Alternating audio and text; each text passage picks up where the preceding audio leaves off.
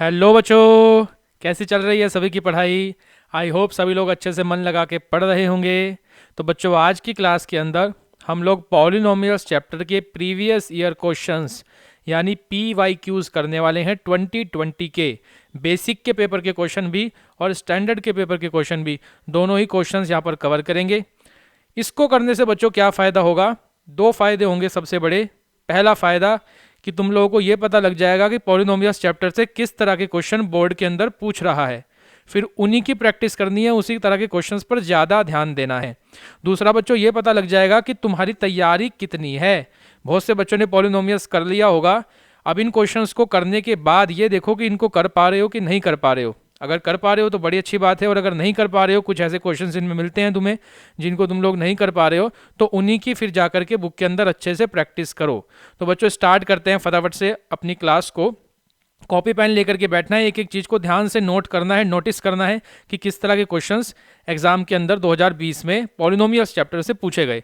तो बच्चों, मैं स्टार्टिंग में बता दूं कि बेसिक का जो पेपर है उसके अंदर 4 क्वेश्चंस टोटल पॉलिनोमियल्स से आए थे 2020 में, और स्टैंडर्ड का जो पेपर था 2020 का, उसमें केवल एक क्वेश्चन पूछा गया था पॉलिनोमियल्स चैप्टर से। तो यहाँ पर 6 नंबर का क्वेश्चन है, सबसे पहले बेसिक का क्वेश्चन है हमारा ये, इसको हम लोग देखते हैं।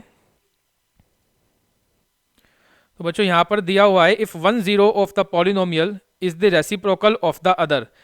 ये जो प्रीवियस ईयर के क्वेश्चन की पूरी PDF है, ये टेलीग्राम चैनल पर सभी को मिल जाएगी। टेलीग्राम चैनल का लिंक डिस्क्रिप्शन में हर वीडियो के दिया रहता है, वहाँ से जाके ज्वाइन हो जाओ, फ्री ऑफ कॉस्ट सब कुछ अवेलेबल है। मैथ्स का सारा मटेरियल बच्चों, ऑलमोस्ट क्लास 10th के लिए सारा मैथ्स का material free of cost Telegram channel पर अवेलेबल है। अगर तुम्हें क्वाड्रेटिक इक्वेशन की शीट चाहिए, प्रीवियस ईयर क्वेश्चन चाहिए, बिल्कुल मिलेंगे। ट्रिग्नोमेट्री की शीट्स चाहिए, प्रीवियस ईयर क्वेश्चन चाहिए, बिल्कुल मिलेंगे। RD चाहिए, RS अग्रवाल चाहिए, एग्जाम्पलर चाहिए, जो चाहिए वो सारा टेलीग्राम पे ऑलमोस्ट पहुंच चुका है, फ्री ऑफ कॉस्ट है। बस केवल और केवल वहाँ पर स्क्रॉल करके तुम लोगों को ढूंढना पड़ेगा, ठीक है? तो वहाँ से सभी उसका यूज़ कर सकते हैं, बिल्कुल फ्री ऑफ कॉस्ट। अब हम देखते हैं अपना सोल्यूशन। यहाँ पर बच्चों इसने कहा है 1 0 of the polynomial is reciprocal of the other. अब ये जो क्वेश्चन है ये NCERT में तो इस तरह के क्वेश्चन नहीं मिलते, isn't it? अब देखो यहाँ पर एक बड़ा ही मिथ डिस्ट्रॉय होगा, इसलिए मैं कहता हूँ पूरी वीडियो को बड़े ध्यान से देखा करो। अभी स्टार्टिंग में ही इतनी इंपॉर्टेंट बात आ रही है। ये बच्चों क्वेश्चन जो है बेसिक के पेपर में पूछा गया है 2020 में, और बेसिक के अंदर ऐसा क्वेश्चन पूछा है जो एक्चुअली में NCERT से नहीं है। ये क्वेश्चन NCERT के अंदर नहीं दिया हुआ है, तो इस क्वेश्चन को कहाँ से करेंगे? एग्जाम्पलर से करेंगे बच्चों। एग्जाम्पलर के अंदर क्वेश्चन अवेलेबल है इस तरह का, दूसरा RD और RS में भी मिला हुआ है। तो जो बच्चे ये सोचते हैं कि बेसिक है हमारे पास, हम तो केवल NCERT करेंगे, तो नहीं, बिल्कुल नहीं, उससे केवल काम चलने वाला नहीं है। तो बच्चों यहाँ पर हम लोग इसमें बढ़ जाते हैं। अब 1 0 is reciprocal of the other, ऐसे केस में क्या होता है? Let 1 0 be alpha and other be 1 upon alpha. एक जीरो दूसरे जीरो की रेसिप्रोकल है, तो एक अगर अल्फा है, दूसरी उसकी ठीक उल्टी उसकी रेसिप्रोकल हो जाएगी, यानी 1 अपॉन अल्फा हो जाएगी। अब बच्चों, जब कभी भी रेसिप्रोकल वाला क्वेश्चन आता है तो उसमें हम प्रोडक्ट ऑफ जीरोस का फॉर्मूला लगाते हैं, हमेशा ध्यान रखना है। डिटेल में मैं ज़्यादा बात यहाँ नहीं करूँगा, यहाँ केवल मैं प्रीवियस ईयर की वीडियोस में यही बताता हूँ कि क्वेश्चन को लिखना किस तरीके से है और कौन से क्वेश्चंस आ रहे हैं, उन पर हमारा ज़्यादा ध्यान रहता है। डिटेल में अगर इनके सॉल्यूशन को समझना है, पूरे बेसिक को क्लियर करना है, तो बच्चों जो इसकी सीरीज़ बनाई हुई है, प्रॉपर वीडियोज़ की सीरीज़, प्रॉपर क्लास की सीरीज़ चैनल पर वो सारी अवेलेबल है पॉलिनोमियल्स की, वहाँ पर जा करके कंसेप्ट्स को स्ट्रॉन्ग करना पड़ेगा। अभी फिलहाल के लिए बच्चों इतना समझो कि कभी भी रेसिप्रोकल वाला क्वेश्चन आए तो हम प्रोडक्ट ऑफ जीरोस का फॉर्मूला यूज़ कर देते हैं, जो कि होता है constant term upon coefficient of x square. इस तरह से हम इसको लिखेंगे सबसे पहले। अब प्रोडक्ट ऑफ जीरोस बच्चों हमने मानी है अल्फा और 1 अपॉन अल्फा, तो यहाँ पर आ जाएगा अल्फा इंटू 1 अपॉन अल्फा, ये इनका प्रोडक्ट हो गया, is equals to constant term. हम अपने पॉलिनोमियल को ध्यान से वॉच करेंगे, इसके अंदर कॉन्स्टेंट टर्म है k, जो c की वैल्यू है, तो k आ जाएगा, और कोफिशिएंट ऑफ एक्स स्क्वायर का कोफिशिएंट बच्चों दिख रहा है हमें यहाँ पर 3 है, तो उसकी जगह पर यहाँ पर 3 आ जाएगा। अब बहुत इजीली हम इसको सॉल्व कर लेंगे। देखो अल्फा से अल्फा विल कैंसल आउट, तो हमारे पास बच गया 1 is equals to k upon 3, और यहाँ से झट से हमारा आंसर आ जाएगा k इज इक्वल्स टू 3। ये हमारा आंसर हो गया बच्चों। इस तरह से हमें इस क्वेश्चन को करना है, तो राइट ऑप्शन इसका हो जाता है A। अब चलते हैं नेक्स्ट क्वेश्चन की तरफ फटाफट से। नेक्स्ट हमारा क्वेश्चन जो है दैट इज क्वेश्चन नंबर 8। ये भी बेसिक का क्वेश्चन है बच्चों, और देखो कितना आसान सा क्वेश्चन यहाँ पे पूछा गया है।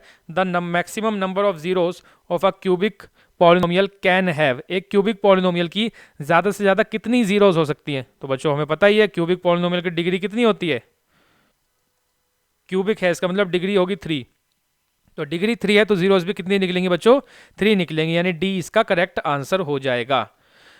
नेक्स्ट क्वेश्चन की तरफ चलते हैं। 26 नंबर का क्वेश्चन पूछा गया।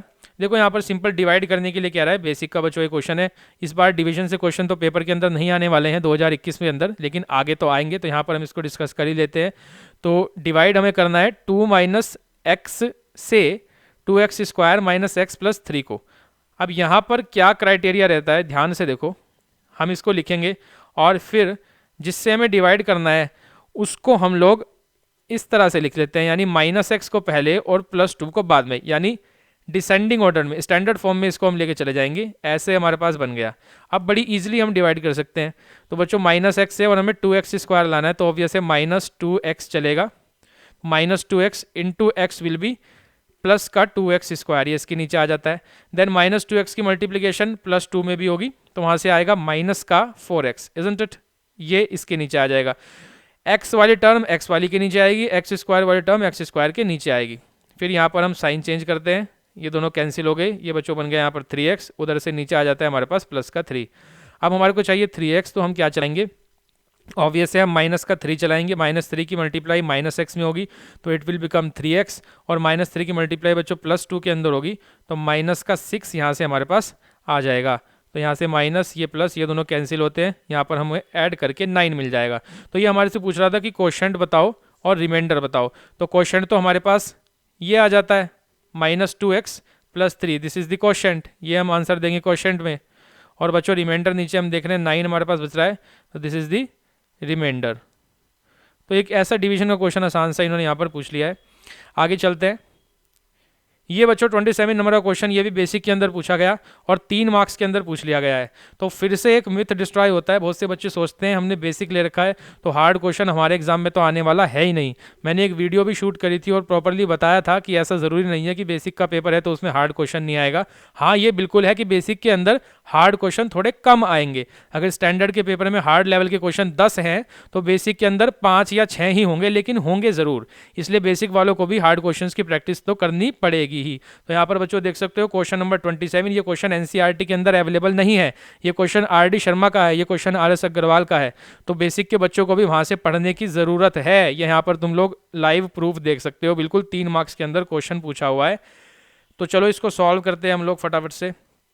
इसको सॉल्व करने का क्या तरीका है, पूरा पैटर्न क्या है, यहाँ पर हम देखेंगे कैसे इसको लिखना है। तो alpha and beta are the zeros of this polynomial. सबसे पहले बच्चों इस तरह के क्वेश्चन में हम अल्फा प्लस बीटा की वैल्यू निकाल लेते हैं, सम ऑफ जीरोज और प्रोडक्ट ऑफ जीरोज निकाल लेते हैं। तो अगर मैं सम ऑफ जीरोज निकालना चाहता हूँ, यानी अल्फा प्लस बीटा निकालना चाहता हूँ, सम ऑफ जीरोज बच्चों होता है minus coefficient of x upon coefficient of x square. बहुत से बच्चे इसको माइनस बी अपॉन ए लिखते हैं, वो उतना सही नहीं है, हमें इस तरह से पूरा फॉर्मूला लिखना चाहिए, minus coefficient of x upon coefficient of x square. तो बच्चों माइनस कॉफिशेंट ऑफ एक्स यहाँ हम देख रहे हैं माइनस का 7 है, तो माइनस का 7 upon coefficient of x square हम देख रहे हैं यहाँ पर 5 है, तो यहाँ पर 5 आ जाता है। तो बच्चों इस तरह से सॉल्व करने पर अल्फा प्लस बीटा मेरे पास जो एक्चुअल में बना that is minus minus will be plus, so 7 upon 5 ये मैं अपने पास स्टोर कर लूँगा, अपने पास सेव कर लूँगा। ये मेरे पास अल्फा प्लस बीटा की वैल्यू आ गई। अब बच्चों मैं अल्फा बीटा भी निकालूंगा, यानी प्रोडक्ट ऑफ जीरोस भी निकालूंगा। हमेशा इस तरह के क्वेश्चन में ध्यान रखना, बड़ी सिंपल सी ट्रिक है, स्किल है इनको करने की, कि हम सबसे पहले अल्फा प्लस बीटा और अल्फा बीटा निकाल लेते हैं किस तरह के क्वेश्चंस में जिनमें हमें ऐसे कोई वैल्यू निकालनी हो। तो अल्फा इंटू बीटा यानी प्रोडक्ट ऑफ जीरोस होता है बच्चों कॉन्स्टेंट टर्म, फॉर्मूला लिखेंगे हम प्रॉपर। ये लिखने का तरीका भी मैं बता रहा हूँ कैसे हम बोर्ड में प्रेजेंट करेंगे, तो फिर full out of full marks हमें मिलेंगे, बिल्कुल भी हमारा यहाँ पर एक भी मार्क्स नहीं कटेगा अगर हम ठीक तरीके से लिखते हैं। तो फॉर्मूला हमने लिखा, फिर वैल्यू पुट करेंगे। कांस्टेंट टर्म यहाँ पे हमें दिखाई दे रही है 1 है, 1 upon coefficient of x square 5 है, यस बिल्कुल। तो यहाँ से अल्फा बीटा मेरे पास आ जाता है 1 अपॉन 5। ये मेरा पहला टारगेट अचीव हो गया, मैंने यहाँ पर alpha plus beta some of zeros और बच्चों alpha into beta product of zeros निकाल लिया है। अब आगे बड़े ही इंपॉर्टेंट स्टेप है इस क्वेश्चन का, हमें जो निकालना है उसको लेंगे हम नाउ। हमें फाइंड क्या करना है, हमें निकालना है alpha upon beta plus beta upon alpha की वैल्यू, इजंट इट? यही तो चीज़ हमें निकालनी है, देखो यहाँ पर दी हुई है। अब बच्चों हमें क्या करना है, हम इस चीज़ को पूरी को अल्फा प्लस बीटा और अल्फा बीटा में कन्वर्ट कर लेंगे। ध्यान से सुनो, क्या स्किल है, क्या ट्रिक है कि पूरे की पूरी जो हमें निकालना है उसको हम कन्वर्ट करेंगे अल्फ़ा प्लस बीटा और अल्फ़ा बीटा में। क्यों बच्चों ऐसा कर रहे हैं हम? क्योंकि यहाँ पर देखो हमारे पास अल्फ़ा प्लस बीटा और अल्फ़ा बीटा की ही तो वैल्यू है। तो अगर हम इस पूरी टर्म को जो कि हमें फाइंड करनी है इसको अल्फ़ा प्लस बीटा और अल्फ़ा बीटा में चेंज कर लेंगे तो ऑब्वियस है हमारा आंसर आ ही जाएगा। ठीक है, तो इस तरह क्वेश्चंस आसान बहुत होते हैं अगर इतनी सी चीज़ केवल हम ध्यान रखें। अब बच्चों ये alpha plus beta alpha beta में कैसे जाएगा, तो उसके लिए हम यहाँ एलसीएम ले लेते हैं। देखो बीटा और अल्फ़ा का एलसीएम लेंगे तो LCM will be alpha beta, isn't it. ऊपर बन जाएगा यहाँ पर अल्फ़ा स्क्वायर और प्लस यहाँ पर बच्चों बन जाएगा बीटा स्क्वायर। सिंपल हमने एलसीएम लिया है तो हमारे पास ये चीज़ बन जाती है। अब देखो ऊपर नीचे तो अल्फा बीटा बन गया लेकिन ऊपर अभी alpha square plus beta square है, तो बच्चों इसकी फॉर्मेशन होती है alpha square plus beta square को हम लिखते हैं अल्फा प्लस बीटा का whole square minus 2 alpha beta. ये कैसे आया डिटेल में वो सब यहाँ पर हम डिस्कस नहीं करने वाले हैं बिल्कुल भी। वो जो वीडियोस इसकी बनी हुई है उनके अंदर डिस्कस होती हैं बच्चों बातें, यहाँ पर हम केवल इसके सॉल्यूशन देख रहे हैं। तो इतना केवल याद भी रख सकते हो कि alpha square plus beta square की फॉर्मेशन होती है अल्फा प्लस बीटा का whole square minus 2 alpha beta. इसको थोड़ा सा ध्यान से समझोगे तो ये क्लियरिटी भी आ जाएगी कि आखिर आ किस तरह से रहा है। तो एक बार मैं बता ही देता हूँ जब बात छिड़की है तो। लेकिन हमारी कोशिश रहती है बच्चों जो प्रीवियस ईयर की वीडियोस रहती है उनमें हम डिटेल में ना जाएं, केवल सॉल्यूशन देखें थोड़ा कि लिखना कैसे है, ताकि बच्चों टाइम लिए हम उसको कंप्लीट भी कर पाएँ। क्योंकि डिटेल में तो हमने क्लास के अंदर समझ ही लिया है जो बाकी की वीडियोस पॉलिनोमियल्स की बनी हुई हैं। खैर यहाँ पर हम इसको कर ही लेते हैं। तो अल्फा प्लस बीटा का होल स्क्वायर, देखो बच्चों अल्फा प्लस बीटा का होल स्क्वायर को जब ओपन करोगे तो आएगा alpha square plus beta square plus 2 alpha beta, isn't it. और आगे हमने ये माइनस 2 अल्फा बीटा एक्स्ट्रा लगा दिया है तो माइनस 2 अल्फा बीटा। तो जब प्लस अल्फा बीटा और माइनस 2 अल्फा बीटा ये दोनों कैंसिल आउट होंगे तो फिर से क्या बच जाएगा, केवल alpha square plus beta square ही बच जाएगा। देखो यहाँ पर हमारे पास alpha square plus beta square ही था, तो इसलिए हम क्या कह रहे हैं कि हम alpha square plus beta square को क्या लिख सकते हैं, ये पूरा लिख सकते हैं अल्फा प्लस बीटा का whole square minus 2 alpha beta. इसको अपने पास नोट कर लेना, इसकी ज़रूरत कहीं ना कहीं पड़ सकती है। अब बच्चों हमारा टारगेट अचीव हो गया है। देखो ध्यान से, हमने अपना टारगेट अचीव कर लिया है कि नहीं? बिल्कुल कर लिया है। अल्फा प्लस बीटा, यहाँ पर अल्फा बीटा और यहाँ पर भी अल्फा बीटा, पूरा क्वेश्चन अल्फा प्लस बीटा और अल्फा बीटा में चेंज हो चुका है। तो अल्फा प्लस बीटा की वैल्यू हमने निकाली थी, इट इज़ 7/5, तो इसकी जगह बच्चों 7/5 आ जाता है। फिर इसका होल स्क्वायर ऊपर लगा हुआ है, ये लगा दिया हमने। फिर माइनस 2, देन अल्फा बीटा हमने निकाला हुआ है, इट इज़ 1/5, तो यहाँ पर 1/5 आ जाता है। फिर अपॉन में अल्फा बीटा फिर से 1/5 बच्चों हो गया। देखो अपने आप आंसर निकल रहा है, ये इसकी वैल्यू निकल के आ रही है। अब जस्ट हमें यहाँ पर सॉल्व करना है। तो 7 का square is 49 and 5 square is 25 minus 2/5 ऐसे हो जाता है। अपॉन में 1/5 हमारे पास है ही। यहाँ पर ऊपर में एलसीएम लें तो 25 will be the LCM, this will become 49 minus 10, isn't it, and this is 5, 1/5 actually.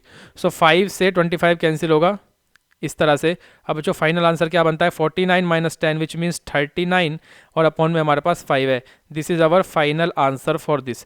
तो इस तरह से हमें इस क्वेश्चन को रिप्रेजेंट करना था 3 मार्क्स के लिए। जो ब्लैक से लिखा हुआ है वो पेपर के अंदर लिखना है, इसका ध्यान रखेंगे। ठीक है, फिर से भी क्वेश्चन रिपीट हो सकता है, इस तरह क्वेश्चन आ सकता है, स्टैंडर्ड में भी आ सकता है और बेसिक में तो आया हुआ यहाँ पर देख ही रहे हो। तो सभी बच्चे इसको अच्छे से करें।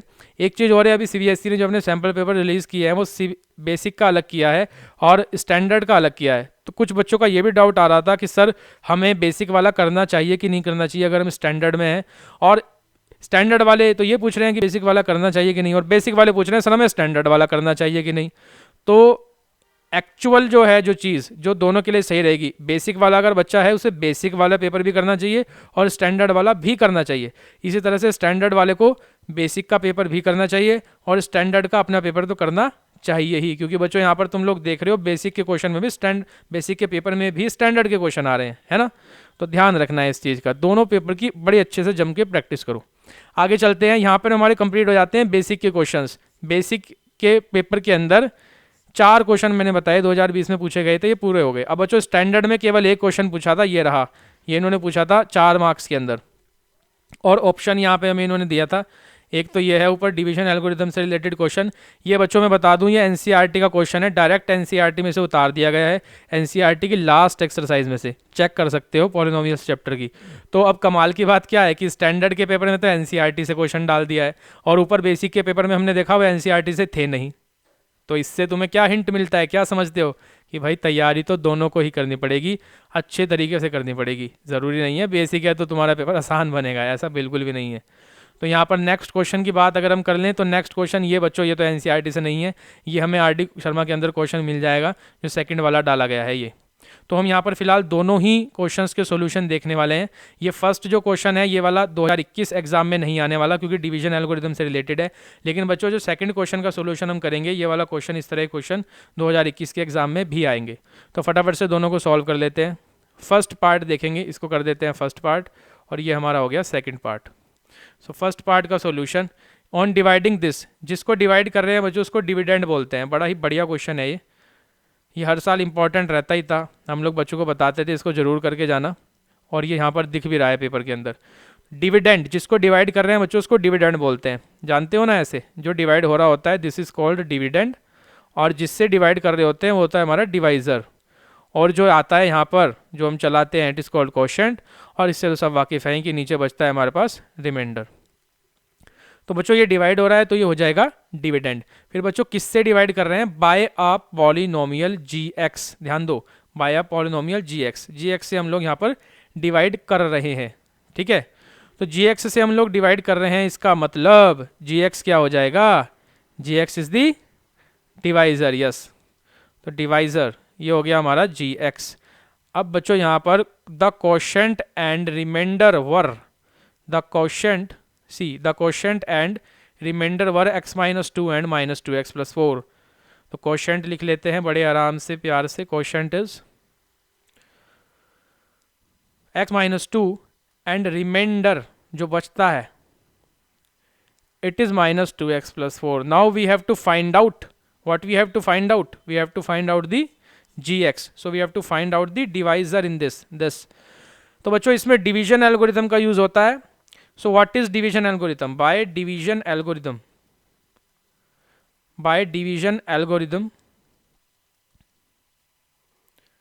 dividend is equals to divisor into quotient and plus remainder। अगर ऐसा करेंगे, ये डिवीजन एल्गोरिथम कहती है कि इस तरह से रिलेशन होता है डिविडेंड, डिवाइजर, क्वोशेंट और रिमाइंडर के अंदर। अब बच्चों यहाँ पर जो बड़ी इंटरेस्टिंग चीज़ है, अभी एक तुम लोगों को तरीका सिखाएंगे जिससे ही क्वेश्चन को सॉल्व करना आसान हो जाएगा, बस वही इसमें मेन सीखने की बात है, वो समझ में आ गया तो मज़ा आ जाएगा। अब डिविडेंड है यहाँ पर हमारे पास, वो यहाँ पर रख देते हैं, it is x³ - 3x² + x + 2 is equals to, divisor क्या है भाई, इट इज़ gx, तो यहाँ पर gx रख देते हैं, into then what is quotient, see quotient is x - 2, so x - 2 here, then this plus then this remainder, what is remainder, it is -2x + 4, so -2x + 4, use brackets, हमेशा brackets का use करना है इस तरह के केसेस के अंदर, तो साइन में प्रॉब्लम नहीं आएगी, कैलकुलेशन में मिस्टेक नहीं होगी। अब देखो बच्चों ये बन जाएगा x³ - 3x² + x + 2 is equals to gx into x - 2, और यहाँ पर बच्चों प्लस माइनस का 2x हो जाता है और प्लस प्लस प्लस का 4 हो जाता है, बड़ी आसान सी ये चीज़ है।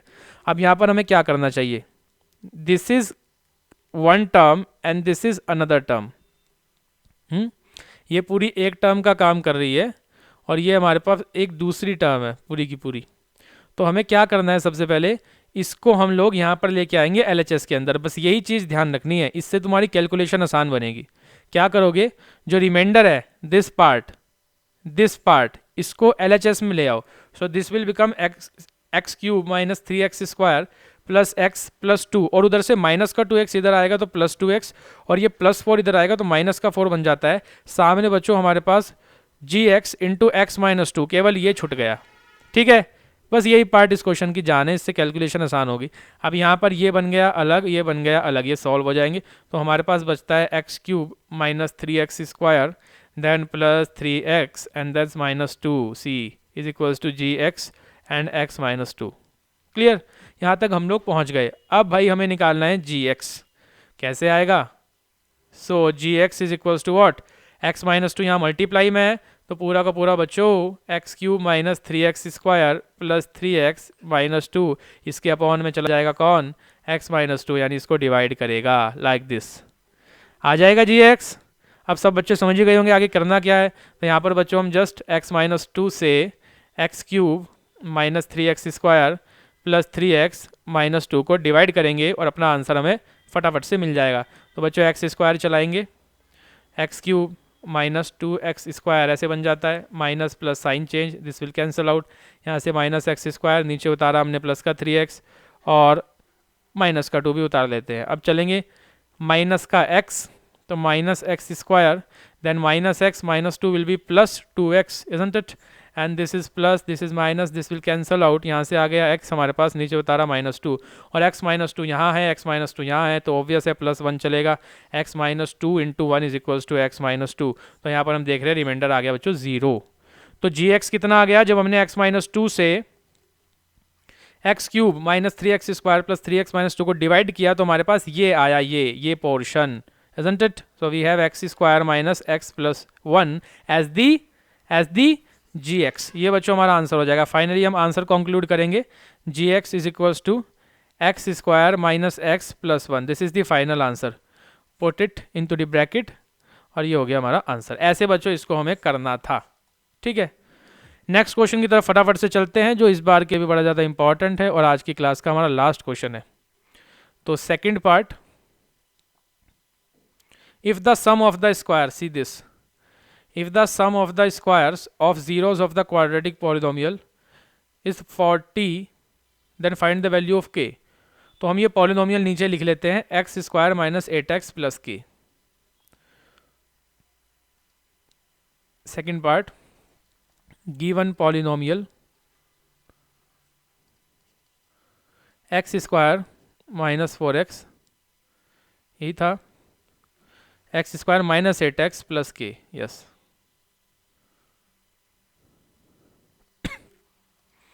x² minus 8x plus k, ये हो गया। अब देखो बड़े ध्यान से समझने वाली चीज़ है, ये इक्वेशन हमें बनानी पड़ेगी। इस लाइन पर गौर करो, sum of the squares of zeros, sum of the squares of zeros, जो इस पॉलिनोमियल की जीरोज होंगी उनके स्क्वायर्स का सम, उनके स्क्वायर्स का सम, यानी मान लेते हैं इस पॉलिनोमियल की 2 जीरोज हैं, एक अल्फा और एक बीटा, 2 ही तो होंगे क्योंकि इसकी डिग्री 2 है। इसकी जीरोज के स्क्वायर का सम कितना है बच्चों, 40 है, ये इसने दिया हुआ है। ये इक्वेशन यहाँ पर बन जाएगी, isn't it? तो इसको हम लिख लेते हैं, so we have given that,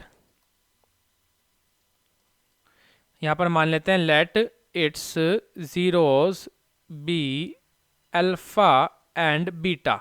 और बच्चों इन्होंने क्या कहा है कि जीरोस के स्क्वायर का सम, यानी अल्फा का स्क्वायर और बीटा का स्क्वायर का सम कितना होता है, 40 होता है। ये दिया हुआ, ये हमने लिख लिया। अब हमारे से निकलवाना चाह रहा है के की वैल्यू। चलो देखो, बड़ा आसान सवाल है। मैंने तुम लोगों को बताया था जब कभी भी इस तरह की सिचुएशन दिख जाए, α² प्लस β², इस तरह की फॉर्मेशन हो, हमेशा उसके क्वेश्चन में सबसे पहले अल्फा प्लस बीटा निकाल लेंगे और बच्चों अल्फा बीटा अपने पास निकाल लेंगे। तो अल्फा प्लस बीटा होता है हमारा माइनस बी अपॉन ए, यानी minus coefficient of x upon coefficient of x square. तो माइनस 8 अपॉन 1, थोड़ा डायरेक्ट हम यहाँ लिख रहे हैं बिना फॉर्मूले के, ऊपर मैंने क्वेश्चन में सिखाया फॉर्मूला भी लिखना है तो वैसे लिखना पड़ेगा, ठीक है। अभी फिलहाल हम डायरेक्ट कर रहे हैं। अल्फा बीटा बच्चों होता है सी अपॉन ए, यानी के अपॉन ए, यानी फिर से 1। तो अल्फा प्लस बीटा तो एक्चुअल में आ गया 8, isn't it? और अल्फा बीटा बच्चों हमारे पास आ गया के। हमने अपना पहला टारगेट अचीव कर लिया, अल्फा प्लस बीटा और अल्फा बीटा की वैल्यू निकाल ली। अभी मैंने ऊपर तुम लोगों को बताया कि इस तरह क्वेश्चन को हमेशा अल्फा प्लस बीटा और अल्फा बीटा में चेंज कर लिया करो। तो नेक्स्ट इंपॉर्टेंट स्टेप जो हमारा है दैट इज कि हम इसको चेंज करेंगे अल्फा प्लस बीटा और अल्फा बीटा की फॉर्म में। So we have α² plus β² is equals to 40, ये हमें गिवन में दिया हुआ है, जीरोस के स्क्वायर का सम 40 है। अब इसको हम अल्फा प्लस बीटा और अल्फा बीटा में चेंज करने वाले हैं। तो बच्चों मैंने इसकी फॉर्मेशन बताई अभी याद करो, ऊपर बताइए α² प्लस β² को क्या लिखते हैं, अल्फा प्लस बीटा का होल स्क्वायर और माइनस में 2 अल्फा बीटा, इसको हमने लिख लिया, ये सामने इज इक्वल्स टू है 40। अब हम क्या देख पा रहे हैं कि पूरा क्वेश्चन चेंज हो चुका है अल्फ़ा प्लस बीटा और अल्फ़ा बीटा की फॉर्म में। बस अब हमारा क्वेश्चन बन जाएगा। अल्फ़ा प्लस बीटा हमने निकाला हुआ है ना, इट इज़ 8। तो यहाँ पर हम पुट कर देंगे 8 का स्क्वायर, देन माइनस दिस 2, और अल्फ़ा बीटा भी बच्चों हमने निकाला, इट इज़ k। तो यहाँ पर हम पुट कर देंगे k इज इक्वल्स टू 40। इसको फटाफट से सॉल्व करेंगे। 64 minus 2k is equals to 40, यानी कि बच्चों 64 minus 40 is actually equals to 2 times of k। तो ये बन जाता है 24 इज इक्वल्स टू 2k, और यहाँ से k हमारे पास आ जाता है 12।